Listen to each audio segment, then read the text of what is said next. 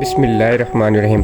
अरबों खरबों दरूद सलाम ख़ातिमुन नबिय्यीन सैयदना हज़रत मोहम्मद सल्लल्लाहु अलैहि वसल्लम पर और उनकी आल पर।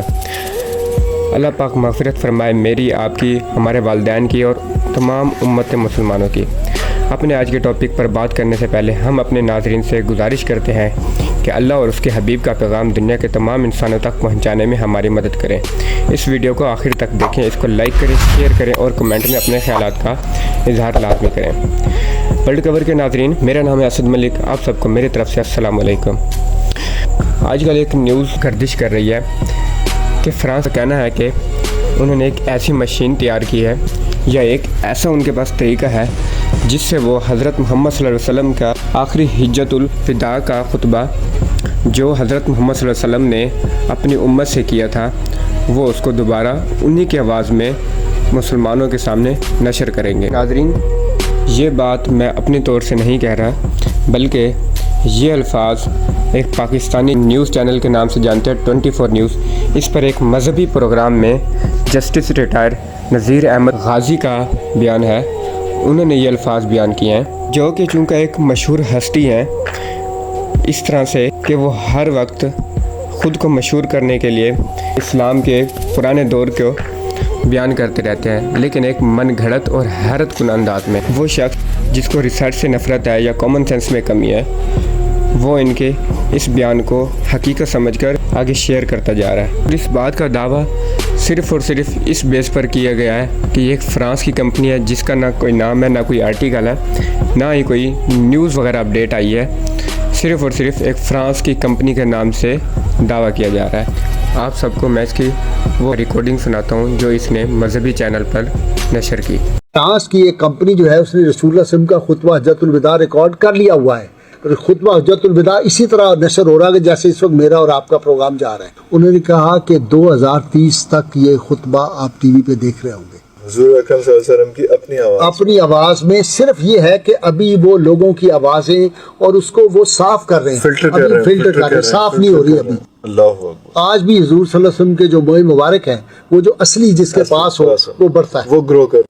जी नाज़रीन, इस वीडियो के देखने के बाद अब इस बात का वाज़ेह अंदाज़ा लगाया जा सकता है कि एक सबसे बड़ा फितना है, और इंशाल्लाह आज इस वीडियो में हम इस फितने को ज़ाहिर करेंगे। किस तरह फ्रांस की कंपनी और ये जस्टिस रिटायर नज़ीर अहमद गाजी का एक मन घड़त और प्लान किया गया फितना है। नाज़रीन, सबसे पहले इस बात को सामने रखा जाए कि हज़रत मोहम्मद सल्लल्लाहु अलैहि वसल्लम की आवाज़ को बयान करना, ओरिजिनल आवाज़ को एक ऐसा मुल्क कर रहा है जो इस्लाम का सबसे बड़ा दुश्मन है। ये वो मुल्क है जहाँ आए रोज़ कोई ना कोई इस्लाम के ख़िलाफ़ बयान करता रहता है, और हद तक कि इस बात से भी नहीं घबराते कि मुसलमानों की मुक़द्दस किताब कुरान पाक को जलाया जाता है और इसके ज़रिए डेली के डेली न्यूज़ अपडेट भी दिए जाते हैं। कभी फ़्रांस के लोग मुसलमानों को कैंसर का नाम लगाकर अपने मुल्क से बाहर निकालने का दावा भी करते हैं। अब आप ये सोचें कि ये मुल्क जो मुसलमान का सबसे बड़ा और खुला दुश्मन है, क्या वो वाकई हज़रत मोहम्मद सल्लल्लाहु अलैहि वसल्लम की आवाज़ को दोबारा रिन्यू करके मुसलमानों के लिए एक तोहफ़ा पेश कर सकता है? नाज़रीन, इस बात से अंदाज़ा लगाया जाए कि जब एक मुल्क किसी भी सतह पर कोई तरक्की करने लगता है तो वो सबसे पहले अपनी इकनॉमी और मुल्क को देखता है। लेकिन आप इस बात से अंदाज़ा लगाएं कि इस आवाज़ को रिन्यू करने में इस फ्रांस मुल्क का या उसके अवाम का क्या फ़ायदा हो सकता है। हकीकत तो ये है कि ना फ्रांस ने इस तरह का कोई दावा किया है, ना वो इस तरह के किसी भी मंसूबे पर काम कर रहा है। ये सिर्फ़ और सिर्फ हमारे जस्टिस मेहरबानी है जो अपने आप की मशहूरी के लिए इस तरह के दावे बयान कर रहे हैं। अगर फ्रांस को इस बात का पता लग जाए तो वो हमारे इस अहमकाना बातों पर मजाक भी उड़ाएंगे और इस्लाम को बदनाम करने की भरपूर कोशिश करेंगे। बहुत सी रिसर्च के बाद ये साबित हुआ कि कोई भी मुल्क या कोई भी इस तरह का एजेंसी, साइंसदान वगैरह इस पर काम नहीं कर रहे, और अगर कर भी रहा होता तो बड़े प्राउड से वो इस चीज़ को अनाउंस करता। यानी कुल मिलाकर ये सारा का सारा वाक़या झूठ है और अपने आप की मशहूरी के लिए इस तरह के गलत दावे किए जा रहे हैं। فرانس کے اندر اس ٹائم اکنامیکل کنڈیشن اس طرح ہے کہ کبھی بھی عوام اور حکومت آمنے سامنے آ سکتے ہیں۔ ایسے ملکوں کا سب سے پہلے اور بڑا قدم یہ ہوتا ہے کہ وہ اپنی اکنامی کو ٹھیک کریں، اگر ان کے پاس اتنی فنڈنگ ہوتی تو۔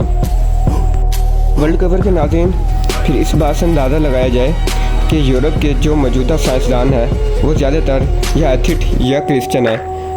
جو سب سے بڑے سائنٹسٹ البرٹ آئن یا کسی بھی دوسرے سائنسدان کی معلومات یا ان کی آواز نکالنے کے بجائے، یا پھر حضرت عیسیٰ علیہ السلام کے خطبے یا حضرت موسیٰ علیہ السلام کا اپنی قوم سے خطاب نکالنے کے بجائے وہ حضرت محمد صلی اللہ علیہ وآلہ وسلم کا خطبہ ہی کیوں بیان کریں گے؟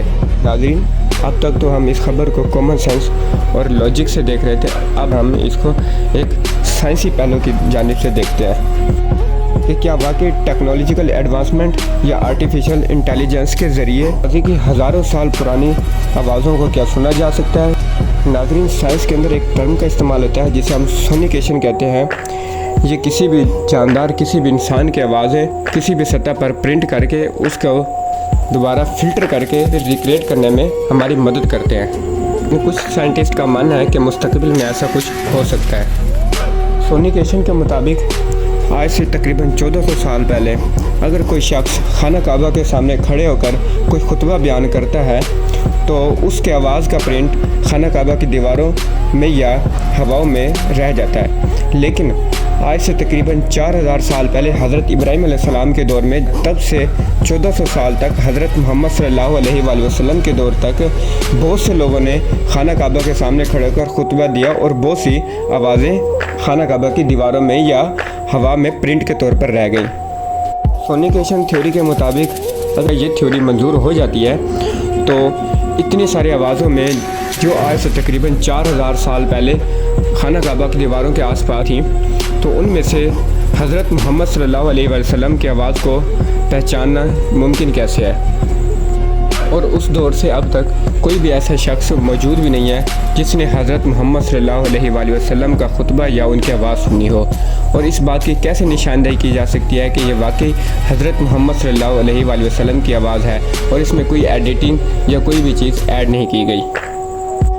ناظرین، آرٹیفیشل انٹیلیجنس کے مطابق ایک مردہ شخص یا مردہ انسان یا کوئی بھی مردہ جاندار ہے، اس کی آواز کو ہو بہو دوبارہ معلوم کیا جا سکتا ہے، لیکن اس جاندار کا یا اس کی جسامت کا وہاں پہ ہونا لازمی ہوتا ہے، جس میں وہ آرٹیفیشل سانس کی نالی اور ووکل کارڈز کے ذریعے ہو بہو اس کی آواز کو دوبارہ ریکریٹ کر سکتے ہیں۔ لیکن اس کی آواز کو ریکریٹ تو کیا جا سکتا ہے، لیکن جو وہ شخص الفاظ بول چکا تھا اپنے مرنے سے پہلے، اس کو ریکریٹ نہیں کیا جا سکتا، صرف اور صرف اس کی آواز کو معلوم کیا جا سکتا ہے۔ اسی ٹیکنیک سے ہی فرعون مصر اور قدیم پرانے زمانے میں ملنے والے جانداروں کے باقیات سے آوازوں کو معلوم کیا گیا ہے۔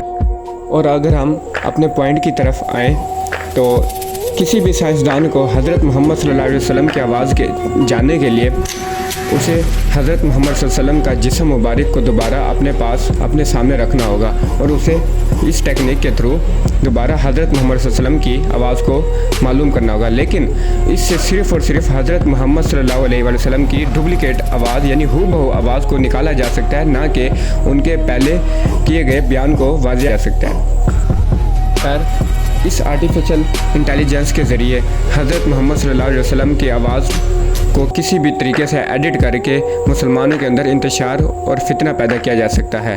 اس آرٹیفیشل کے تھرو انسان کچھ بھی حضرت محمد صلی اللہ علیہ وسلم کی آواز کو بیان کروا سکتا ہے اور کچھ بھی خطبہ دلوا سکتا ہے، اور ہمارے مسلمان عقیدت کے ناطے اس پر عمل بھی کر سکتے ہیں۔ اس لیے ہمیں اپنے مسلمانوں کو ایجوکیٹ کرنا ہوگا۔ یہ ہمارے دور کا اب تک کا سب سے بڑا فتنہ ہے۔ ناظرین، اس طرح کی کسی بھی خبر پر ریسرچ لازمی کر لیا کریں تاکہ دوسرے مسلمانوں کو اس بڑے فتنے سے بچایا جا سکے۔